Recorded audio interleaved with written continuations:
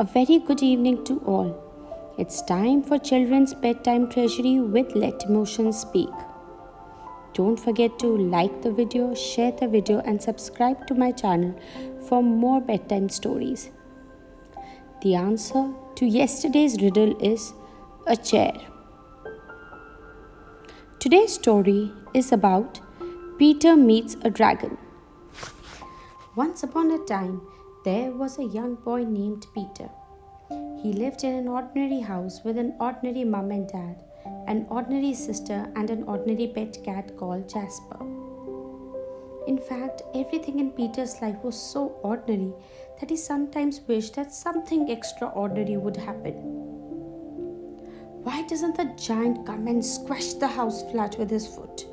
He wondered. And if only a pirate would take my sister hostage?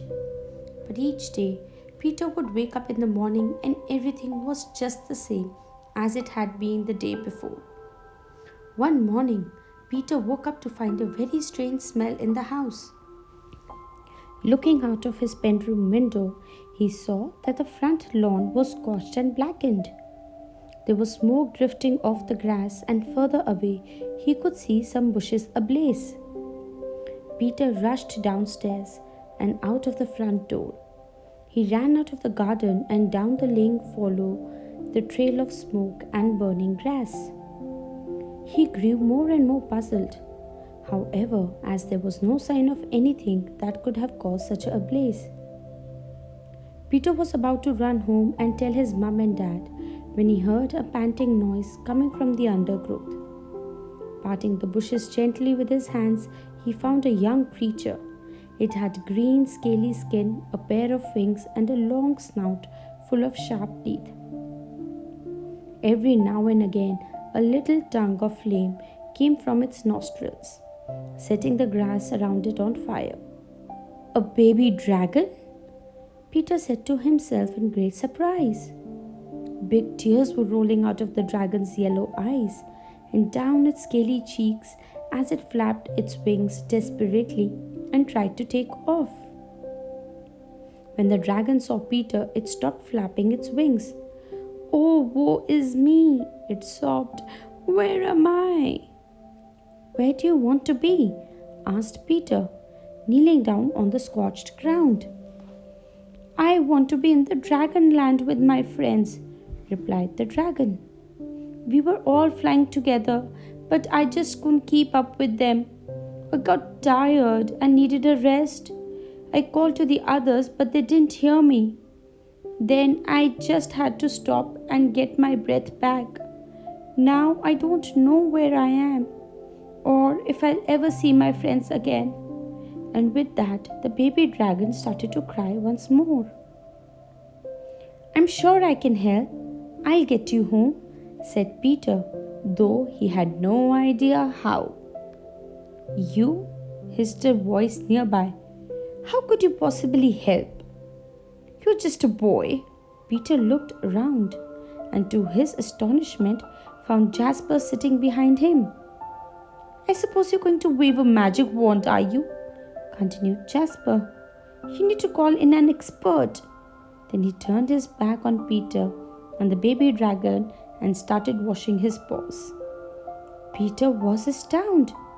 He'd never heard Jasper talking before. He had thought he was just an ordinary pet cat. What do you mean?" he stammered.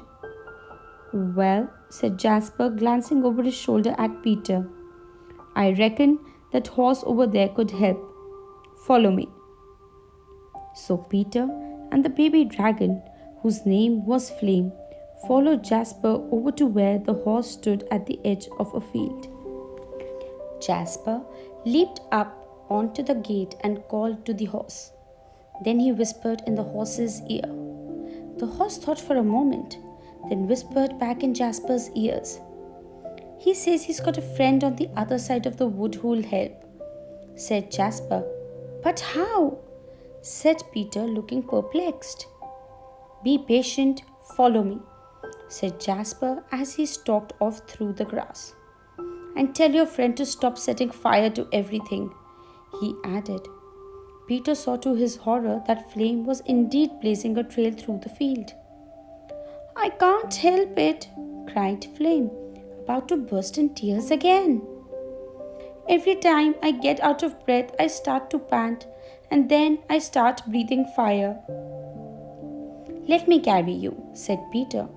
He picked Flame up in his arms and ran after Jasper. The baby dragon felt very strange. His body was all cold and clammy, but his mouth was still breathing hot smoke, which made Peter's eyes water. He ran through the wood, just keeping Jasper's upright tail in sight. On the other side of the wood was another field, and in the field was a white horse. But this was no ordinary horse. Peter stopped dead in his tracks and stared. The horse was pure milky white, and from its head grew a single long horn. A unicorn? Breathed Peter. Jasper was already talking to the unicorn. He beckoned with his paw to Peter. He'll take your friend home, and you can go too, Peter, but don't be late for tea, or you know what your mother will say. And with that, Jasper was off. Climb aboard, said the unicorn gently.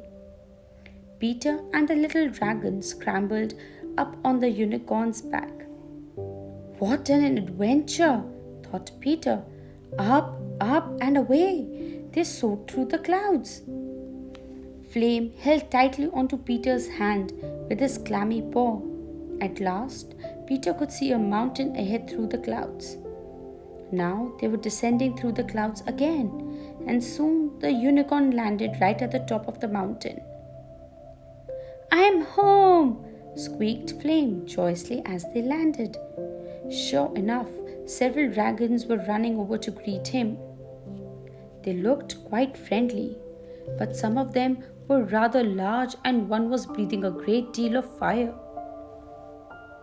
Time for me to go, said Peter a little nervously as Flame jumped off the unicorn's back and flew to the ground. The unicorn took off again and soon they were back in the field once more. As he slid off the unicorn's back, Peter turned to thank him, but when he looked, he saw that it was just an ordinary horse with no trace of a horn at all.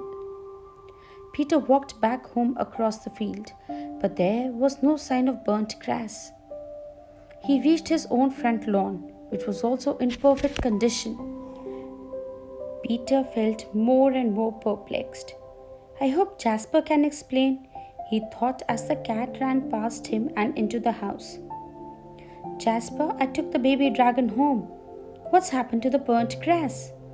He blurted out, but Jasper said not a word. He ignored Peter and curled up in his basket.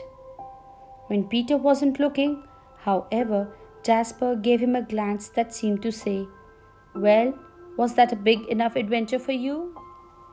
I hope you enjoyed this story. See you tomorrow with another bedtime story. It's time to say goodbye and good night.